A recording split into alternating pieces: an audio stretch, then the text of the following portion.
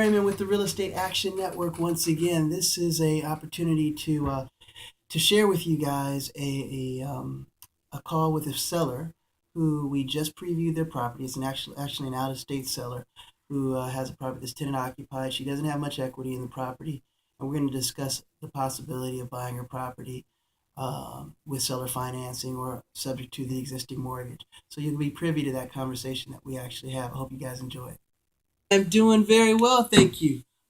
So we had a chance to see your place, and we appreciate you arranging that. I know it was a little bit of a challenge to try to arrange that with tenants and getting that all situated. So thank you for that.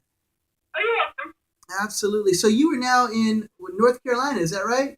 That's correct. Oh my gosh! So it's a little late there. We've got you occupied here late on a Friday night. That's okay. I'm always working, so it doesn't matter. All right, that sounds good. Well, we saw the property. We actually really like the complex. It's nice community, nice street that to access the property. So that was really nice. And the unit itself was in decent condition. I think the tenants probably are they've got quite a few folks in there, so it looks like it's been used, but it's still in decent condition. I don't know if you've been to the property lately, have you? I haven't been there in about a year and a half, and I really haven't had any problems with them. It's actually been a rental for almost 7 years, Okay. and I had a tenant in there who was actually related to these people for 3 years, and then she moved to France, and then her brother did a new lease for her brother and his wife that you met today, the wife. I did. She was very nice, by the way. Yeah, they're very nice people. They always pay their rent on time, so it's actually been a rental for about 7 years now, and I just kind of want to get rid of it because I live in North Carolina now, and I really have no reason to keep real estate, and it's not really making me any money, and you can understand that as an investor. I'm just kind of breaking even, and with the mortgage payment and the HOA dues. Right.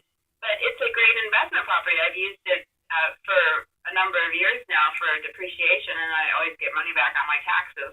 Well, that's always one benefit, certainly, that you can claim on it, even if it's not generating a positive cash flow on a monthly basis. If you can get the depreciation on it, that sometimes helps. So good that you've been able to do that.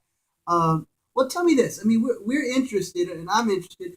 Tell me, what would be the ideal scenario for you? I know that you mentioned to Myra that it was. I just want to sell it. I just want to be able to pay off my mortgage and dump it. Actually, I don't really care about making any money. I own property here on the East Coast now. I have a townhome in land and things, and I'm not looking to make a profit. I've used that house. I've owned it since '99, and I've used it numerous times to my benefit over the years through refinancing, and Right. used it to pay off my student loan, used it to buy another property in Nevada, which I sold, and before I moved east and things. So it's lived its life, and I used to live there. I lived there for 10 years, and I actually lived in Orange County for almost 30 years. Oh wow. Moving east, so I know the market really well there, and I know that particular condo right now. There's one for sale exactly like mine, except it's downstairs, and it's for sale for like I guess it's in escrow right now for 270. So the market's coming back. I don't care too much for that, and I don't really want to hold on to it until I can make a profit. I'm not really going to make that much anyways. Sure. If I listed it right now for my loan is like, I don't have my payoff amount on my loan, but my loan is like 258 or 259 plus a couple thousand for closing costs and my tax bill, which is due right now. So other than paying those three things, I really have no desire to keep it or make any money off of it. So Completely understood. you guys can come up with a good number. You're more than welcome to it. Honestly, I'm just saying. So Well, I appreciate. to absorb those expenses of mine. Sure, no, I completely understand that. It sounds like you've been pretty savvy with your use of the property over the years. I have. So yeah, I don't really care if I don't really want to make. And that sounds really stupid because I've been in real estate for 25 years myself. But Okay. it's more of a nuisance to me than to hold on to it so I could make maybe $10,000. Who cares? Right. I don't really care at this point. I don't really need that money, and I would rather just sell it and get rid of having something on the West Coast. I can't go see it. I can't fly there at the drop of a hat if something goes wrong. I have maintenance people to take care of it, but it's just like if these people move out, then I'm going to have to, I was lucky that a relative moved in. Right. But if I have to go out and market it, like say these people decide to leave next year, I don't think they're going to. They would probably stay there for another 5 years if they could, because they've got kids in school and college and stuff, and Right. it's economical for them, but and centrally located for them. But who knows? They might move out, and then I'm going to have to sit here and try to market it and pay more people to market it, and I'm not really going to be making much.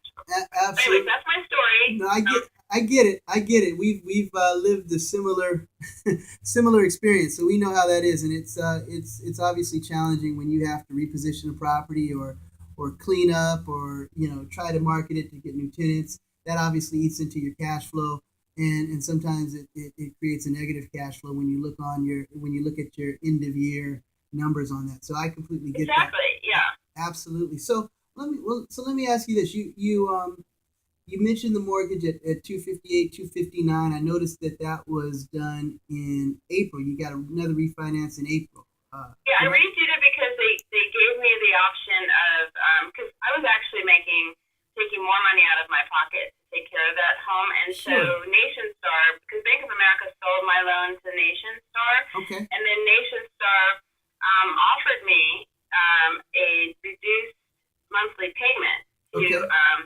$1,400, and the tenants are paying $1,200. Okay. So I still am taking $200 out of my pocket for that, and then $326 for the HOA dues. So I'm actually paying the tenants. So within the $326 for the HOA dues, that includes water, sewer, trash, and gas, as well as the common area. So I'm paying. So they're getting a pretty good deal. They are getting $1,200 for rent, and plus I'm paying their water, sewer, trash, and gas. Well, that's a phenomenal deal.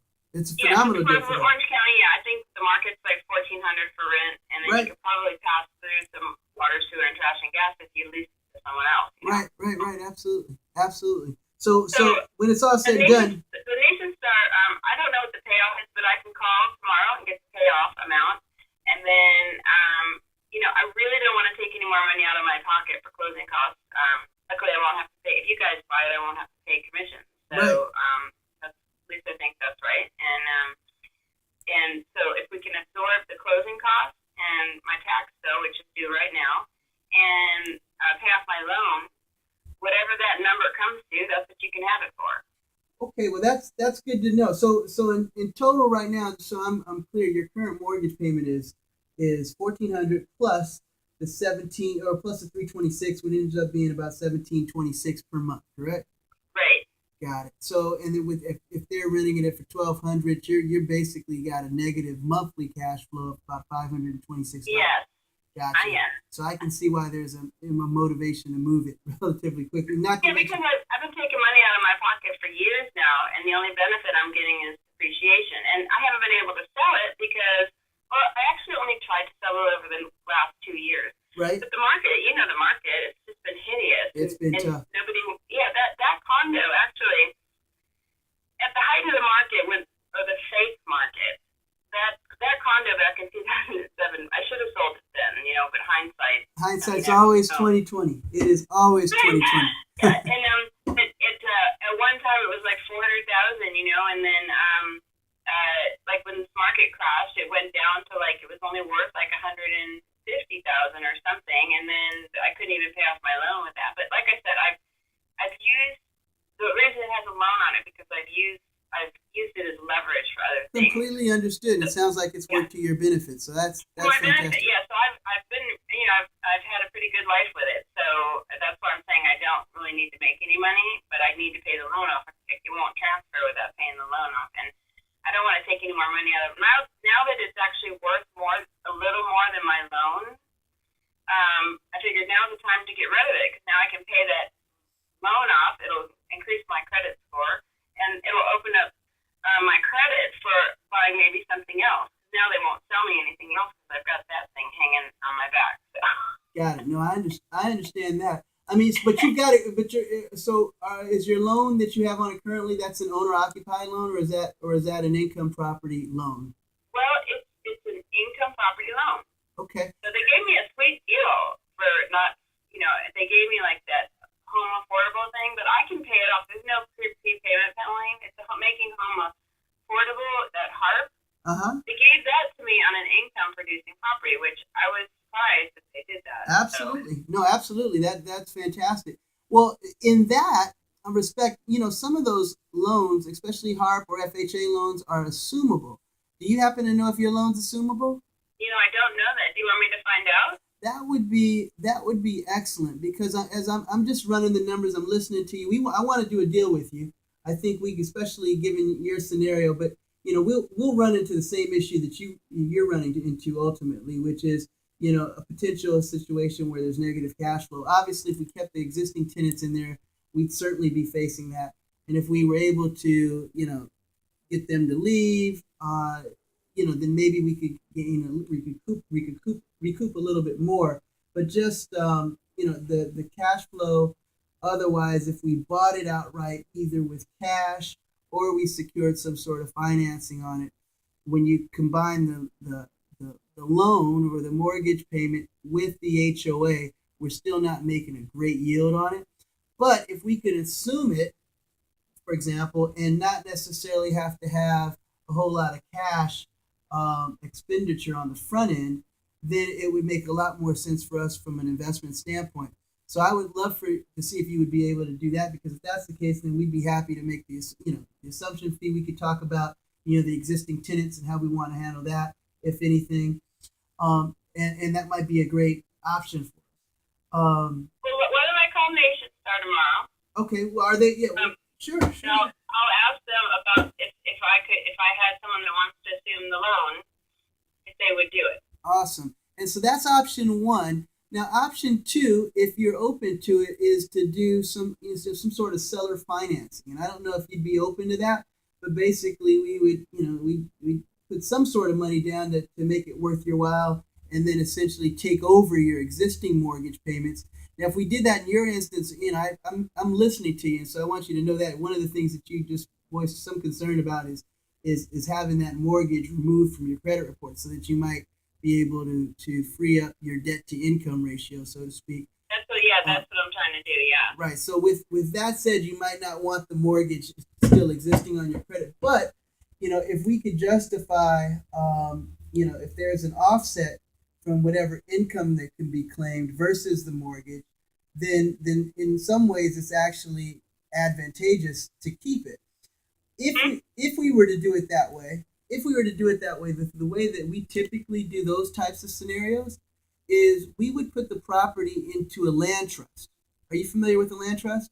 Yes. Okay, so we put it into a land trust, and generally what happens is that the seller, being you in this instance, would essentially put the property in the trust. You'd be the trustor, and then both of us would share beneficial interest in the trust, meaning that if, in order from your standpoint, to be able to benefit from the taxes and things of that nature, you can still do that because you still show beneficial interest in the trust.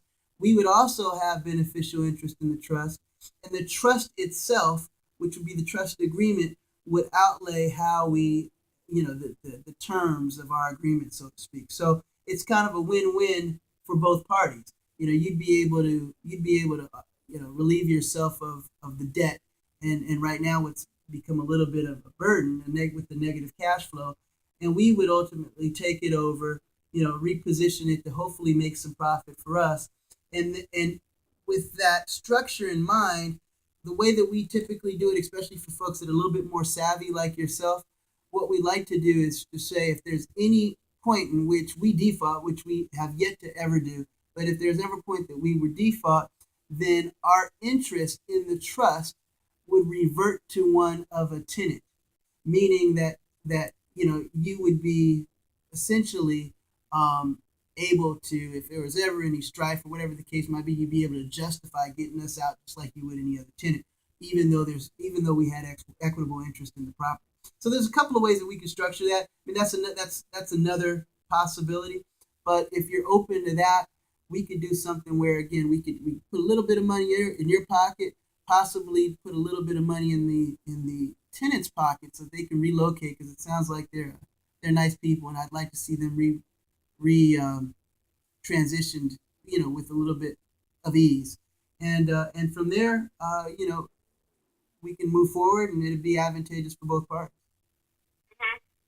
Well, good. Well, let's start with the first option, and I'll Okay. call Nation Star and see how negotiable they are. Okay. That would be great. Yeah. And then I'll call you back tomorrow. Okay. And after I chat with them, and then if they don't want to do that, then perhaps we could work out some of the other arrangements. That sounds Can good. you get funding? I mean, I'm sure Yeah. you're liquid where you can get funding for a loan. I most No. certainly can, but similar to you, we buy most of the properties. We're a business and we're an investment company. We buy most of the properties in an LLC, but we're also a network. And it's actually a group of investors that we would, in situations where we need to secure financing, either myself or some one of the other investors in our network, if it made sense, would ultimately assume that financing. In your situation, it would really just be a matter of having whoever we put on the loan, if it is in fact assumable, um, that person would just need to be able to qualify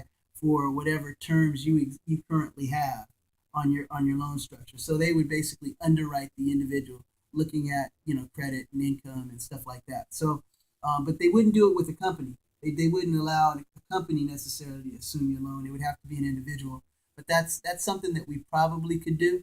So I'm not averse to looking at that as a first option. And if for whatever reason that doesn't work, then we can explore other Okay, methods. super. Well, we'll work something out. There's got to be a deal out there we can make somewhere. So for that condo. So great. I'm really excited about working with you on this, and we'll just get it done. Great. I'll go to work on it tomorrow, and then hopefully they'll do something. They might be open to it, and then it would still so there would still be an individual who would be applying, who would take over the loan so that they can probably run their credit.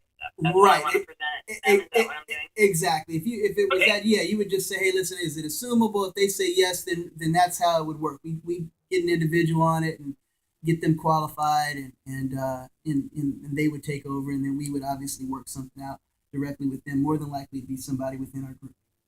Yeah, or maybe they would do their own loan with this person too. For the same rate and thing. Well, they might, but if it's a transfer, so there's a difference between an assumption and a transfer. So if it's a transfer, they would ultimately have to buy it, and the underwriting on a purchase is different than. Okay, I understand. Yeah, I forgot about that. So they actually have to buy it to do it that way. Right. Okay. So the assumption would be great. Okay, I will chat with you tomorrow then. Sounds Thanks a good. lot. You know what, Cynthia, I will have Myra shoot you my information as well, or if you have a pen handy, I can give that to you. Adobe, will you just text it to me or email me? We will. We'll have Myra shoot it to me because it's the weekend. She might be partying. so what I'm gonna do is you want to text me your phone number, and then you work on the weekends, because I will probably get a hold of Nation Star first thing tomorrow, and I can always call you or text you. Absolutely. I work every day, so I know you're like me. Absolutely. Why don't you just text me your phone number? Okay. And I will call you tomorrow. I promise. Fantastic. I look forward to it. Nice talking with you, Cynthia. You too. Take care. Bye. Have a great night. Goodbye. Okay, so in conclusion, that was a pretty good call. Again, it might not seem that lucrative on its surface because she's getting cash flow. The property she's selling the property for just about what it's worth. As a matter of fact, it might be a little bit overpriced, but it's in the ballpark. But if we can assume the loan, then what we would ultimately do is we would try to position it to get a tenant buyer in there. We'd sell it ourselves on seller financing. Obviously, we're going to put very little money into this property in order to acquire it. But when we sell it to an end buyer, we would ask them to put a pretty substantial down payment down. So, for example, if we ask them to put 10% down, property's worth $260, right? So if we ask them to put 10% down on a $260,000 purchase, we'd be talking about $26,000. I don't anticipate us spending any more than $5,000 or so to acquire this property. So the difference between the 26 and the 5 is about $21,000. That would be money in our pocket on an assumption and or on seller financing. Also, we know that her payment in total is $1,776. We would ensure that whatever payment we would pass on to that tenant buyer would be higher than $1,776. When we ran the numbers already, if you were to purchase that same property on an FHA loan and you included the HOA, you'd be around $1,900. maybe 1920. So that's about $200 in positive cash flow that we would be receiving on a monthly basis. Finally, when we sell the property, we might be able to generate a little bit of extra money as well, because we might be charging a little bit higher on interest. So we have an opportunity to potentially make money at the front end, in the middle through cash flow, and on the sale once it's ultimately said and done. So there you have it. Hopefully you guys were able to learn something from that conversation. We'll have more in the future. Have a great day.